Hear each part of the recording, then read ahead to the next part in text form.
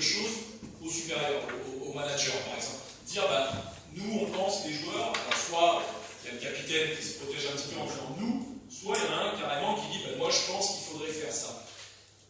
Je sais pas, s'entraîner moins, s'entraîner plus, quelque soit de chose, mais quelque chose qui remet en question le fonctionnement que vous avez au quotidien et que vous avez établi.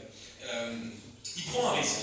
Il prend un risque vis-à-vis de moi. C'est-à-dire que moi, je peux dire, lui, d'accord, il se permet devant toute l'équipe d'ouvrir sa gueule, et voilà. Donc, c'est à double tranchant. Soit je le blacklist, et je dis, toi, mon petit gars, t'es pas prêt de rejouer, ou t'es en fin de contrat, on va pas te garder, des choses comme ça. Soit j'ai une oreille, entre guillemets, je ravale mon ego et je me dis, je suis pas si bon entraîneur, peut-être que je fais des conneries, et j'écoute ce qu'il a à dire, et je en tiens compte, et du coup, le risque que cet individu a pris devant tout le monde peut être bénéfique pour toute l'équipe.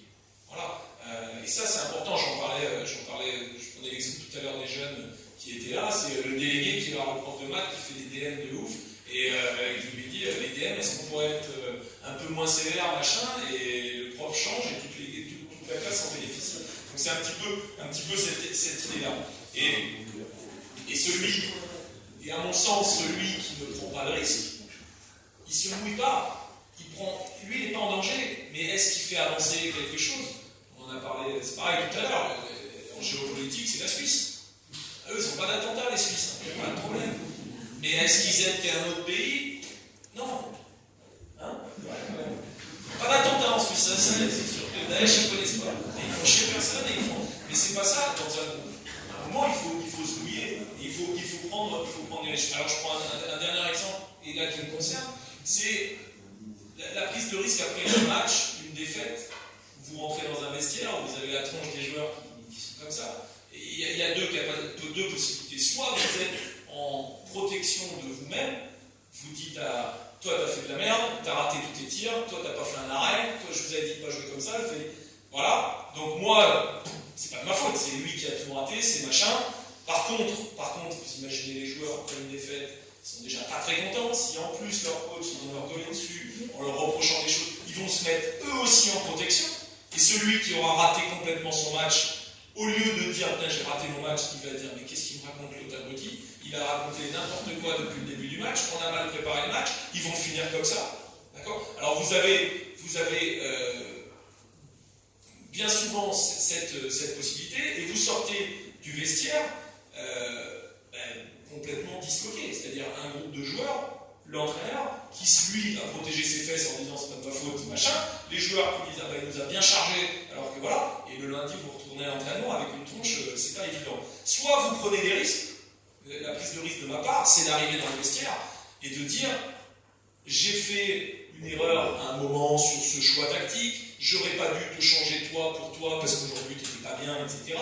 Et là vous allez peut-être avoir spontanément des individus qui se remettent en question alors que vous n'aurez jamais imaginé avant qu'ils le fassent. C'est-à-dire qu'il y a peut-être un mec qui va dire non mais arrête de t'autoflageller, moi j'ai raté mes tirs, le gardien il dit j'ai pas touché un caillou aujourd'hui. Alors vous avez peut-être un mec ou deux qui dit même le coach il dit qu'il a fait des conneries, il est vraiment nul. Mais c'est là où je prends un risque, mais bon, je crois moyennement. Et là vous sortez du vestiaire avec tout le monde qui a fait son autocritique indirectement, et c'est très très bénéfique pour repartir après de l'avant, parce qu'il n'y a plus de réalisation. Les mecs se sont directement remis en question, et c'est ce qu'on attend des fois, et nous aussi, et là c'est pas que une stratégie, je fais des conneries bien sûr, donc je le dis sincèrement. Donc voilà un petit peu sur cette notion de risque. Ensuite, ça passe partout dans le Fort Boyard, vous saviez, non, c'est bon. Non, je crois que c'est... Ok. Ensuite, donc, toujours dans cette idée de responsabiliser les individus, en élargissant les champs de compétences. C'est-à-dire que dans une équipe, dans toutes vos équipes, vous avez des joueurs qui sont plus performants dans un domaine d'activité, dans un domaine d'action, que d'autres. Moi, c'est sûr que j'ai des titulaires qui jouent mieux au hand que certains. Mais, comment expliquer à ceux qui jouent moins bien le rôle qu'ils ont dans leur équipe? On dit souvent, tout le monde est important, etc. Puis en fait, on ne pense pas vraiment à un mot, parce qu'il aimerait bien avoir que des bons. Ça, vous l'avez connu avec l'UNSS, quand vous emmenez un gamin très loin, puis il joue pas. Sauf que nous, quand on dit on pense. C'est pour ça que j'ai quitté l'éducation nationale. N'est-ce pas les filles? Voilà. Et donc, élargir ce champ de compétences, c'est-à-dire que, par exemple, vous allez avoir dans un groupe, on s'entraîne quand même pas mal, on se voit souvent le matin, l'après-midi, etc. Un groupe, ça vit, souvent on entend le groupe vit bien, etc. Oui, mais qu'est-ce que ça veut dire bien vivre? Et vous avez des joueurs qui vont être valorisés pour d'autres choses que leurs compétences sur le terrain, peut-être. Vous allez avoir des animateurs de vestiaire. Le mec qui fait connerie sur connerie dans le vestiaire, il fait rigoler tout le monde, et c'est très important. Et peut-être que lui est moins bon au hand. Alors je ne vous dis pas que je vais mettre un contrat pro sur un mec à temps pour faire des blagues, sinon je ne jamais de cause des. Voilà, je suis pas au courant. Mais il faut élargir ce champ de compétences, valoriser différemment certains. Par exemple, alors je prends l'exemple, mais ça, Christophe, je ne sais pas si ça doit te parler, c'est Onesta en équipe de France à l'époque, où il y avait, vous vous rappelez de Bertrand Gilles, qui était le pivot titulaire, il y avait en numéro 2 Christophe Kempe, et puis en numéro 3 Sorando, qui maintenant, c'était il y a longtemps. Et du coup, Bertrand Gilles se blesse, Kempe il pense qu'il va rentrer, et en fait c'est Sorando. Et Onesta, il connaissait bien Kempe, puisqu'il était de Toulouse, et Kempe lui dit pourquoi c'est pas moi qui joue? Et il le regarde et il dit mais toi t'es là pour jouer au poker. Parce que non mais c'est une vraie histoire, je sais pas si tu le connais, mais c'est une vraie histoire parce que Kempe, je sais pas pourquoi, il était nul au poker, il perdait toute la thune et il faisait rigoler tout le monde dans le bus. Et c'était son rôle, bon j'exagère un peu parce que je pense qu'il savait jouer au monde, mais voilà, moi j'avais un mec avec qui j'avais du mal un petit peu à le faire jouer. Et j'essayais de lui dire, toi, tu dois être le référent de la qualité de l'entraînement, de l'impact. Tu dois mettre des impacts à tout le monde à l'entraînement, même si en match, tu ne joues pas beaucoup. C'est dur à accepter pour ce mec, parce que lui, il n'a pas bien joué. Mais voilà, c'est son rôle à un moment dans le truc. Donc, essayez, je dis bien essayer, hein, encore une fois, c'est dans le fonctionnement idyllique, de responsabiliser chacun, de manière, et ça enchaîne sur à dépasser la concurrence inter-individuelle. Parce que, moi, je crois, j'ai du mal à croire à la vraie concurrence. Quand on dit on est en concurrence, c'est sain, on se tire la bourre, etc. Voilà, je me rappelle, je jouais au hand au niveau moyen. Quand j'étais joueur, le mec qui jouait à ma place, bon, quand il faisait 6 sur 6 au shoot, je savais que moi, j'allais rester sur le banc tout le match, quoi. Alors j'étais content pour lui si on gagnait et tout, mais ça me faisait un peu chier quand même, parce que voilà, il y avait ma copine dans les tribunes, elle m'a pas vu jouer, enfin voilà. Donc, et c'est ça la réalité. Et à un moment, dans la vraie concurrence, dans la vraie concurrence, on souhaite peut-être le mal de l'autre. Dire, vivement qu'il se blesse pour que je puisse jouer. Et il faudrait, dans ce système-là, il faudrait réussir à ce que l'individu qui joue moins soit là pour bonifier celui qui joue plus.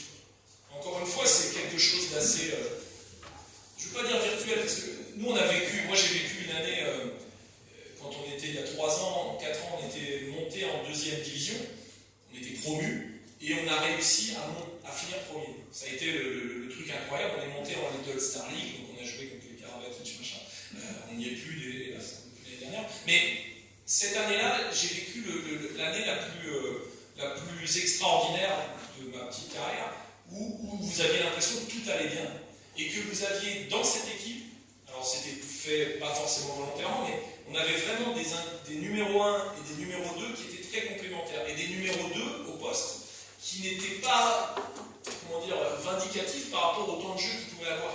Ils acceptaient, ils reconnaissaient que l'autre était plus fort, et du coup, et ça c'était très très agréable. Alors, j'ai pas vraiment de recette miracle pour réussir à ça, parce que ça c'est très compliqué quand même, hein.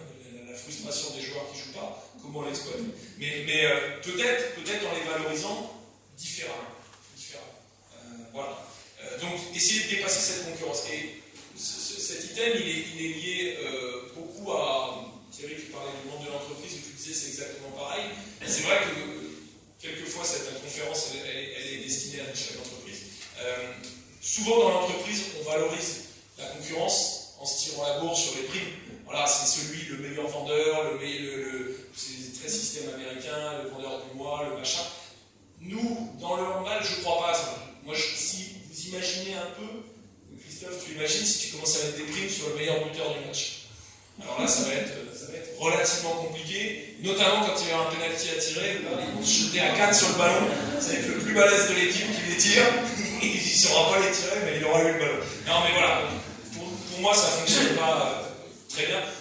Et dans la même idée, la récompense par rapport au groupe, c'est-à-dire qu'on a des salaires différents, les joueurs ont des salaires différents en fonction de leur poste, en fonction de leur histoire, de leur carrière, etc. Par contre, si on décide de récompenser le groupe, il faut absolument le faire de façon identique. Voilà, chaque joueur, même si c'est celui qui fait des blagues, ou qui n'a pas joué, ou qui a participé très peu, il faut. Mais bon, ça a priori, ça tombe plus. C'est pas une révolution de faire ça. Voilà, je suis bon dans les temps. Non, mais je vais arrêter là parce qu'après, ça va être chaud. Non? C'est bon? Ça vous va? Merci.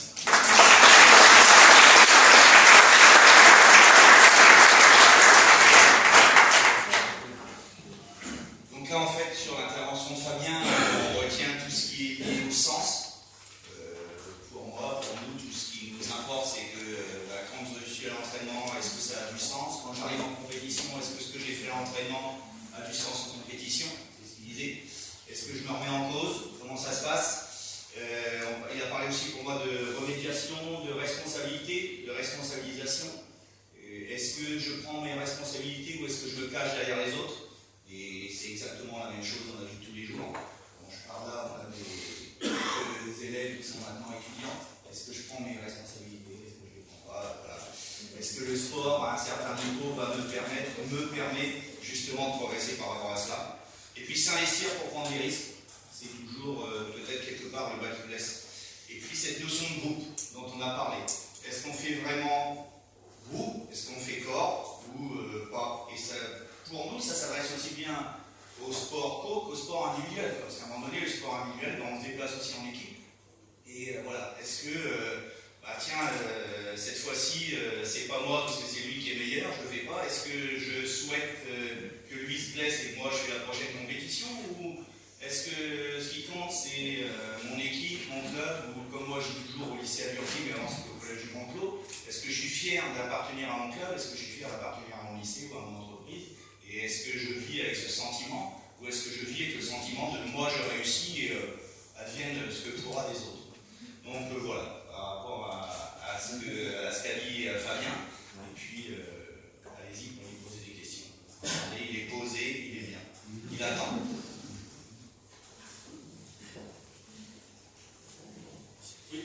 Est-ce que coach et entraîneur, c'est le même métier? Non. Alors, moi, j'utilise pas trop dans l'ordre, on utilise moins le mot coach, on utilise plus le terme manager. Voilà. C'est pas le même. Enfin, pour moi, l'entraîneur va être celui qui met en place des situations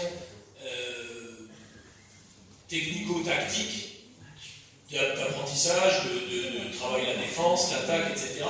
Le manager va être celui qui, à la fois, choisit lors d'un match, manage au sens il faut mettre X à la place d'Y, parce que voilà, ça c'est la première chose. Et la deuxième chose, le manager est celui qui s'occupe de toutes les relations inter-individuelles au sein du groupe, entre l'entraîneur et l'entraîné, enfin le manager et les joueurs ou les salariés. Enfin, voilà, j'ai cette vision-là. L'entraîneur, pour moi, l'entraîneur pur est celui qui a la dimension technico-tactique et qui entraîne. Ouais, alors vu les staffs. Je ne sais pas si ça répond à votre question. Mais souvent, ils ont la même casquette. Alors, j'ai une personne qui fait les deux. Je pense que cette remarque est vraie, elle est souvent liée aussi à la structure budgétaire des clubs de handball aujourd'hui. C'est-à-dire que moi j'aimerais bien ne pas m'occuper de tout ce dont je m'occupe et avoir quelqu'un pas au-dessus si possible, mais à côté. Non, mais effectivement, voilà, le foot aujourd'hui démultiplie les adjoints, les managers sportifs, les directeurs, etc. parce qu'ils ont des budgets très conséquents. Aujourd'hui, au monde, on a du mal à avoir Bon, ça va peut-être y venir.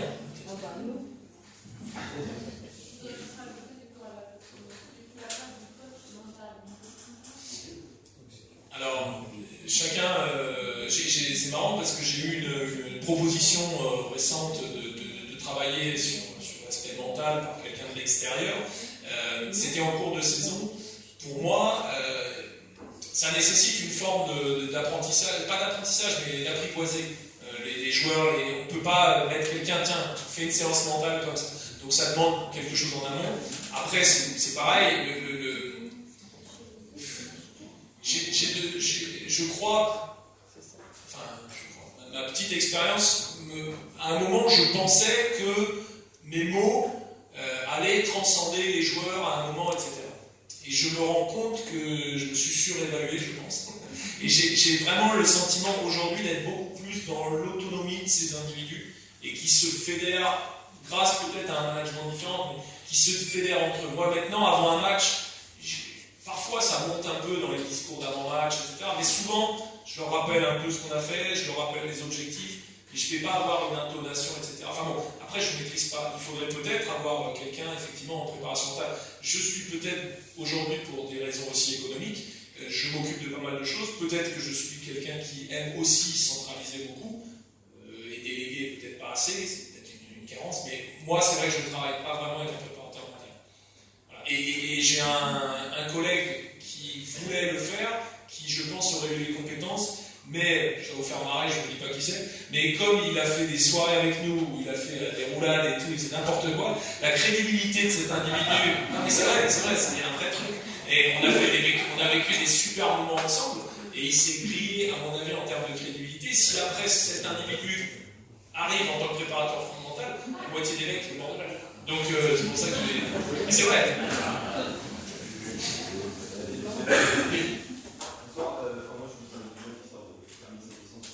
Vous parlez beaucoup de rôle avec, par exemple, le poste 2, un qui est plus fort que l'autre. Ouais, les numéros 2, les numéros 2.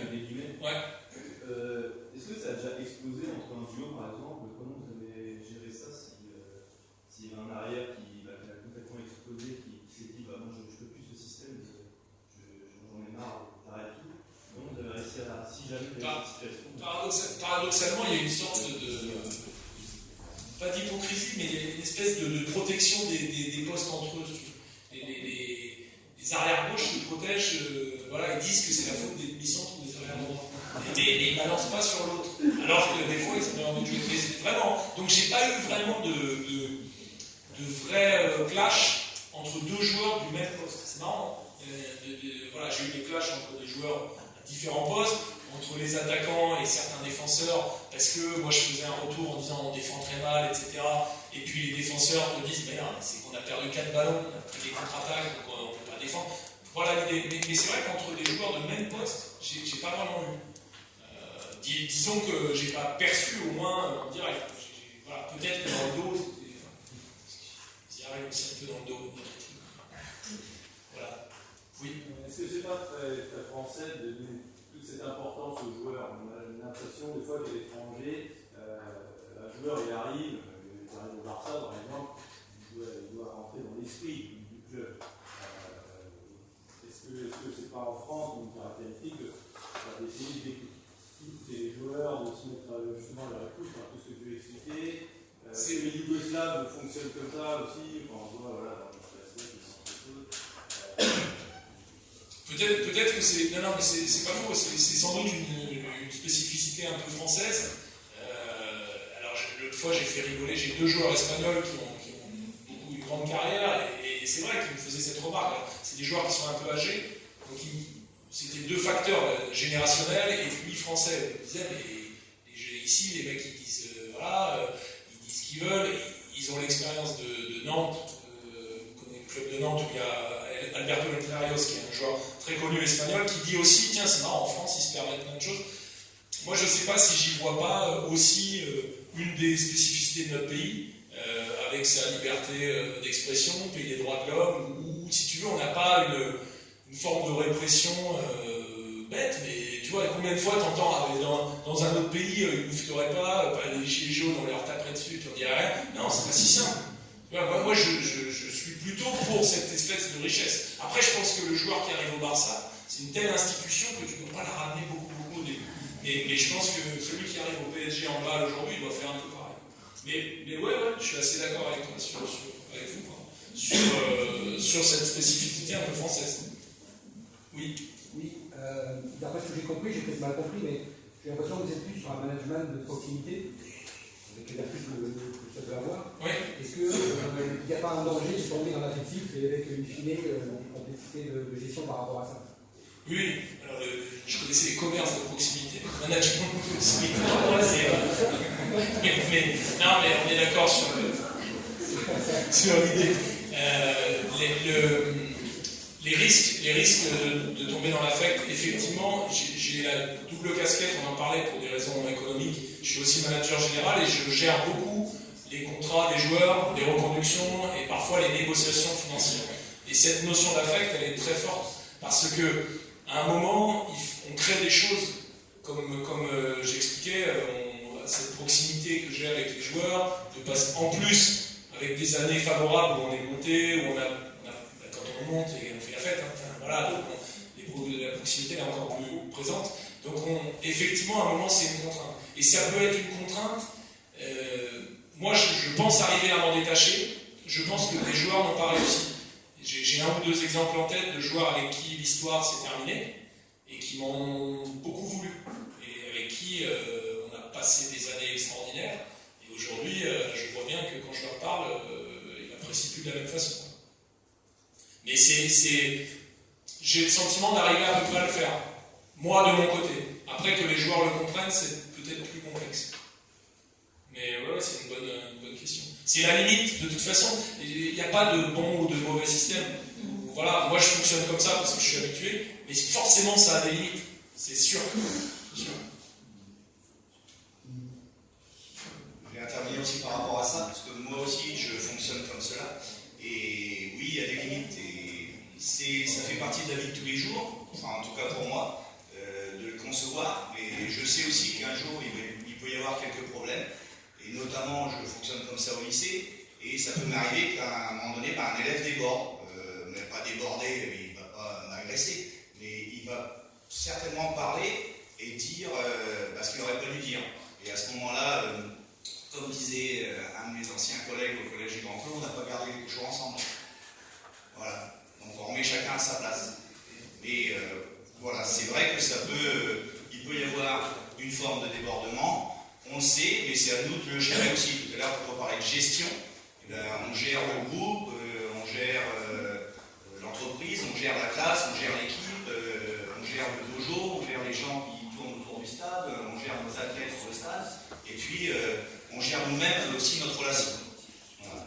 Et c'est vrai que ça peut paraître compliqué. Après, on l'a peut-être en nous au départ, on est peut-être comme ça, mais moi je suis persuadé que ça se cultive aussi. Voilà, ça se cultive et je suis aussi persuadé qu'on a des résultats beaucoup plus importants de cette façon-là qu'autrement. Mais je l'engage, je suis persuadé. J'ai des convictions, comme dirait Paul, j'ai des convictions par rapport à ça. Voilà. Après, voilà. Juste avant, Emmanuel, pardon. Avec certains joueurs, ça ne fonctionne pas bien du tout. J'ai parlé tout à l'heure avec les jeunes, j'avais Igor Anic, qui était un joueur en équipe de France, qui avait une culture née en Bosnie, français après, voilà. Et lui, il ne comprenait pas ça. Il ne comprenait pas, il n'arrivait pas à trouver la limite. On s'est fâché en match parce qu'il s'est permis, comme disait Thierry, quelque chose qu'il n'aurait pas dû. Je lui dis non, mais attends, c'est pas parce que je suis proche de toi, que je te fais des blagues, que je ne reste pas à l'entraîneur. Voilà. Donc ça peut être parfois problématique. Est-ce que cette forme de management que tu as avec tes joueurs, elle fonctionne de la même manière avec le staff technique élargi, voire avec le staff technique élargi avec les dirigeants, ou avec le risque qu'il n'est pas qu'à un moment donné, en espèce tout le monde ne retrouve pas sa place, tu vois ce que je veux dire? Est-ce que c'est la même chose ou le projet se construit de la même manière? Oui, à peu près, de toute façon, c'est... Je voudrais juste dire un coup, est-ce que stop, tu peux t'arrêter? Est-ce qu'on peut l'applaudir? Il a filmé depuis 2 heures cet après-midi.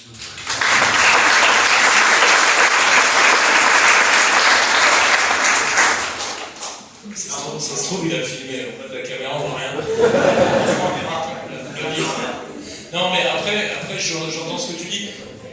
Je fonctionne à peu près pareil. Enfin, je veux dire, tu ne changes pas, tu sais, voilà, les relations. Mais encore une fois, moi je ne dis pas que c'est bien ou c'est pas bien, c'est ce que j'ai vécu. Il y a des gens qui vont trouver ça borderline, voilà. Parce que beaucoup d'autonomie, de responsabilité, mais si le mec n'a rien envie de foutre ou n'apporte rien, tu vois. Donc ouais, mais on fonctionne un peu comme ça. Oui, d'une manière générale, je pense. Je vais peut-être, oui.